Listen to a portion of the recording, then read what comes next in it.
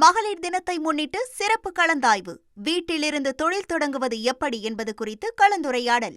டெல்லியில் பிரதமர் மோடியை சந்தித்த பின்லாந்து அதிபர் அலெக்சாண்டர் ஸ்டப் இருதரப்பு உறவுகள் குறித்து விவாதித்தார். சந்திப்புக்கு முன்னதாக டெல்லியில் உள்ள காந்தி நினைவிடத்தில் அலெக்சாண்டர் மலர் மரியாதை செலுத்தினார்.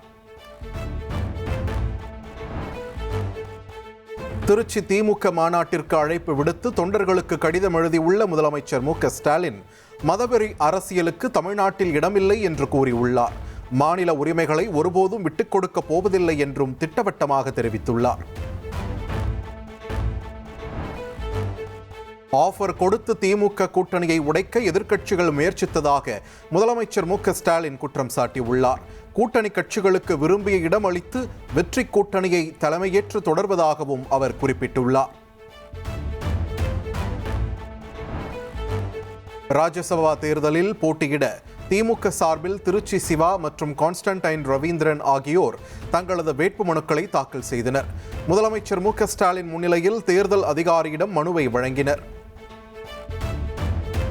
திருச்சி சிவா என்னும் நான் மாநிலங்களவில் உள்ள இடம் ஒன்றை நிரப்புவதற்கு வேட்பாளராக நியமிக்கப்பட்டுள்ளதால் சட்ட விதிகளுக்கிணங்க நிறுவப்பட்டுள்ள இந்திய அரசமைப்பின்பால் உண்மையான நம்பிக்கையும் கட்டுப்பாடும் கொண்டிருப்பேன் என்றும் இந்திய நாட்டின் முழு முதல் ஆட்சியையும் ஒருமைப்பாட்டையும் நிலைநிறுத்துவேன் என்றும் உளமாற உறுதி கூறுகின்றேன். மாநிலங்களவை தேர்தலையொட்டி அதிமுக சார்பில் தம்பிதுரை தனது வேட்புமனுவை தாக்கல் செய்தார். சென்னை தலைமைச் செயலகத்தில் இபிஎஸ் முன்னிலையில் தேர்தல் அதிகாரியிடம் வேட்புமனுவை வழங்கினார். ராஜ்யசபா தேர்தலுக்கான வேட்புமனுவை தாக்கல் செய்த பாமக தலைவர் அன்புமணி ராமதாஸ் சட்டமன்ற தேர்தல் களம் தங்களுக்கு சாதகமாக உள்ளதாக கூறினார். அதிமுக தலைமையிலான கூட்டணி 200 தொகுதிகளை வெல்லும் என்றும் அவர் நம்பிக்கை தெரிவித்தார்.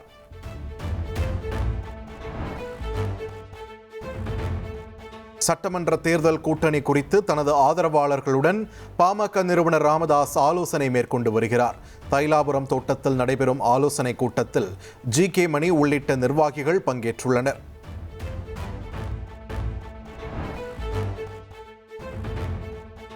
மாநிலங்களவை தேர்தலில் தேமுதிக சார்பில் எல்.கே. சுதீஷ் போட்டியிடுகிறார்.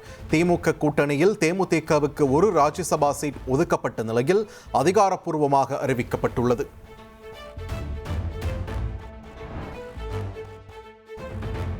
திமுக மற்றும் இந்திய கம்யூனிஸ்ட் இடையே மீண்டும் இன்று பேச்சுவார்த்தை நடைபெறுகிறது. சிபிஐ நிலைப்பாட்டை திமுகவிடம் தெரிவித்ததாக அக்கட்சியின் மாநில செயலாளர் வீரபாண்டியன் கூறிய நிலையில் இன்று இடம் ஒதுக்கீடு குறித்த அறிவிப்பு வெளியாகும் என்று எதிர்பார்க்கப்படுகிறது. மாநிலங்களவை உறுப்பினராக அரசியல் வாழ்க்கையை தொடர விரும்புவதாக பீகார் மாநில முதல்வர் நிதிஷ்குமார் அறிவித்துள்ளார். தேசிய அரசியலில் ஈடுபட முதலமைச்சர் பதவியை ராஜினாமா செய்ய உள்ளதாக தகவல் வெளியான நிலையில் அதனை உறுதிப்படுத்தியுள்ளார்.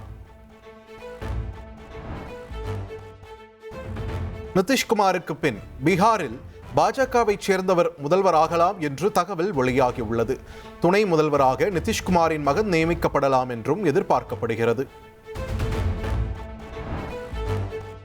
திமுக காங்கிரஸ் தொகுதி பங்கீடு ஒப்பந்தம் வெற்றிகரமாக முடிந்ததாக முதலமைச்சர் மு.க.ஸ்டாலின் தெரிவித்துள்ளார். நேற்று தான் காரில் ஏறிய போது காண்பித்த சைகை யதார்த்தமானது என்றும் விளக்கம் அளித்துள்ளார். தாவேக தேர்தல் அறிக்கை இந்த வார இறுதியில் வெளியாகும் என்று எதிர்பார்க்கப்படுகிறது. விருப்பமனு அளித்த நிர்வாகிகளின் பட்டியல் இறுதி செய்யப்பட்ட நிலையில் விரைவில் நேர்காணலையும் விஜய் தொடங்க உள்ளதாக தகவல் வெளியாகியுள்ளது. சாமிக்கு ஓட்டு இல்லை என்பதால் கோவில் சொத்துக்களை மீட்கவில்லையா என்று அதிகாரிகளுக்கு உயர்நீதிமன்ற மதுரை அமர்வு சரமாரியாக கேள்வி எழுப்பியுள்ளது. ஆக்கிரமிப்பாளர்களுக்கு ஓட்டு உள்ளதால் நடவடிக்கை எடுக்க அதிகாரிகள் தயக்கம் காட்டுவதாகவும் அதிருப்தி தெரிவித்துள்ளது. தமிழகத்தில் நடப்பாண்டுக்கான நீட் தேர்வுக்கு 1.5 லட்சத்திற்கும் அதிகமான மாணவர்கள் விண்ணப்பித்துள்ளதாக தெரிவிக்கப்பட்டுள்ளது. விண்ணப்பத்திற்கான கால அவகாசம் வரும் ஞாயிற்றுக்கிழமையுடன் முடிவடையும் நிலையில் நாடு முழுவதும் 13 லட்சம் பேர் தேர்வு எழுதுவார்கள் என்று எதிர்பார்க்கப்படுகிறது.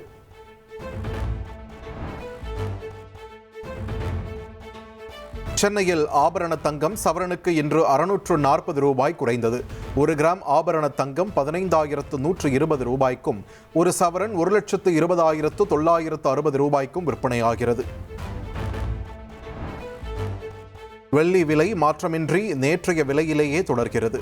1 கிலோ கட்டி வெள்ளி 2,95,000 ரூபாய்க்கும், 1 கிராம் 295 ரூபாய்க்கும் விற்பனை செய்யப்படுகிறது.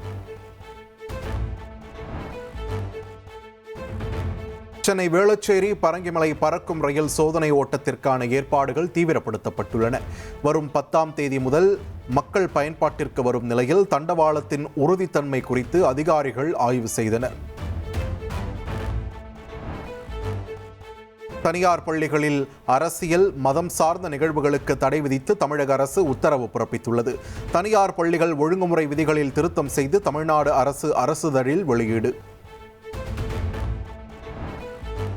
சென்னை வியாசர்பாடியில் அமமுக பிரமுகர் வீட்டில் பெட்ரோல் குண்டு வீசப்பட்ட சம்பவம். குண்டுவீச்சில் தொடர்புடைய தனுஷ் உள்ளிட்ட 3 கைது செய்யப்பட்டுள்ளனர்.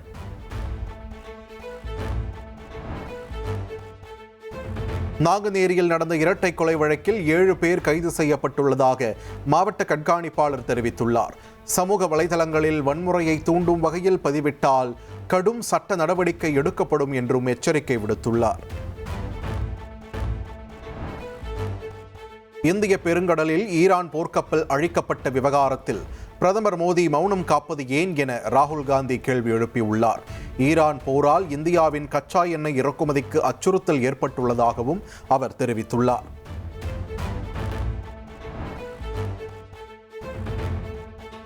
நேபாளத்தில் பலத்த பாதுகாப்புக்கு மத்தியில் பொதுத் தேர்தலுக்கான வாக்குப்பதிவு விறுவிறுப்பாக நடந்து வருகிறது. கடந்த ஆண்டு நடந்த ஜென்சி போராட்டத்தால் ஆட்சி கலைக்கப்பட்ட நிலையில் புதிய அரசுக்கான தேர்தல் நடைபெறுகிறது.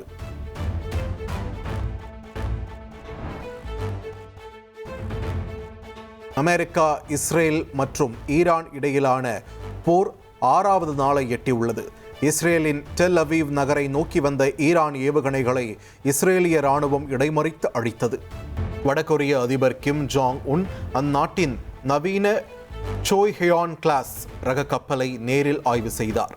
போர்க்கப்பலில் இருந்து ஏவப்பட்ட அதிநவீன ஏவுகணை சோதனைகளையும் அவர் பார்வையிட்டார். அமெரிக்க நாடாளுமன்றத்தில் நடைபெற்ற ஆயுதப்படை துணைக்குழு கூட்டத்திற்குள் புகுந்து போராட்டத்தில் ஈடுபட்ட முன்னாள் கடற்படை வீரரால் பரபரப்பு நிலவியது. ஈரானுடனான போருக்கு இஸ்ரேலுக்கு நிதி வழங்குவதை நிறுத்தக் கோரி முழக்கமிட்டவரை அப்புறப்படுத்த முயன்ற நிலையில் அவரது கை எலும்பு முறிந்தது.